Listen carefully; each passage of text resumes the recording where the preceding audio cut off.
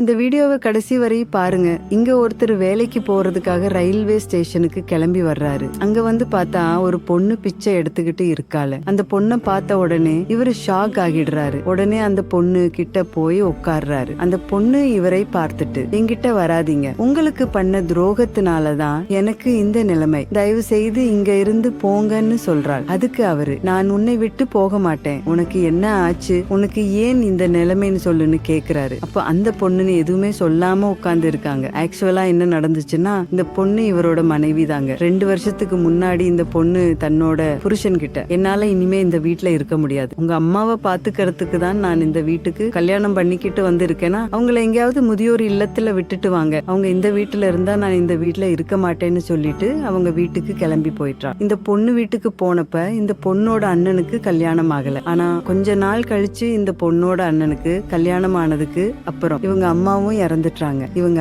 அண்ணி பேச்ச கேட்டுக்கிட்டு, உனக்கு இனிமே என்னால சோறு போட முடியாது, வாழா வெட்டியா வந்தது உன்னோட தப்பு, உனக்கு சோறு ஆக்கி போடுறதுக்கு தான் நான் சம்பாதிக்கிறேனா, இப்பவே நீ வீட்டை விட்டு வெளியே கிளம்பு, இனிமே என் மூஞ்சிலேயே முழிக்காதுன்னு சொல்லி வெளியே துரத்தி விட்டுறாரு. இந்த பொண்ணு எங்க போறதுன்னு தெரியாம தான் பிளாட்பாரத்துல வந்து பிச்சை எடுத்து வாழ்ந்துகிட்டே இருக்காள். உடனே இவரு, நீ என்னோட வீட்டுக்கு வான்னு கூப்பிடுகிறாரு. அதுக்கு இந்த பொண்ணு, நான் உங்களுக்கு துரோகம் பண்ணதுக்கு கடவுள் எனக்கு சரியான தண்டனை தான் கொடுத்திருக்கிறாரு, நான் இப்படியே வாழ்ந்துட்டு போறேன்னு சொல்றாள். அதுக்கு இந்த பொண்ணோட ஹஸ்பண்ட், எனக்கு உன் மேல கோபம் எதுவும் கிடையாது, எனக்கு இன்னமும் உன் மேல பாசம் இருக்கு, என்னோட சேர்ந்து வாழ உனக்கு விருப்பம்னா என்னோட கிளம்பி வா, நம்ம புது வாழ்க்கைய ஆரம்பிக்கலாம்னு சொல்லிட்டு அந்த பொண்ணை வீட்டுக்கு கூட்டிட்டு போறாரு. இந்த நபர் செஞ்ச செயல் உங்களுக்கு பிடிச்சிருந்தா இந்த வீடியோவுக்கு ஒரு லைக் போட்டு கமெண்ட்ல சூப்பர் ப்ரோன்னு கமெண்ட் பண்ணுங்க.